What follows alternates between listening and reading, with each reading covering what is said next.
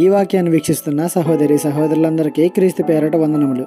ఈరోజు వాక్యం ద్వారా దేవుడు మనతో చెప్తున్న మాట, వారికి భయపడకము, నిన్ను విడిపించుటకు నేను నీకు తోడై ఉన్నాను.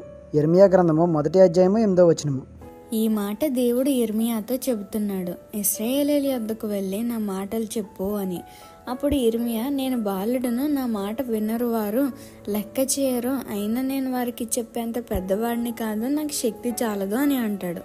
అప్పుడు దేవుడు, నేను బాలుడును అని అనవద్దు, నువ్వు భయపడొద్దు, నిన్ను వారి నుండి విడిపించుటకు నేను నీకు తోడై ఉన్నాను అని అభయమిస్తాడు.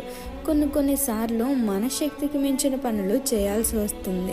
అది మాట్లాడటంలోనైనా, క్రియలోనైనా, ప్రయాణంలోనైనా సరే.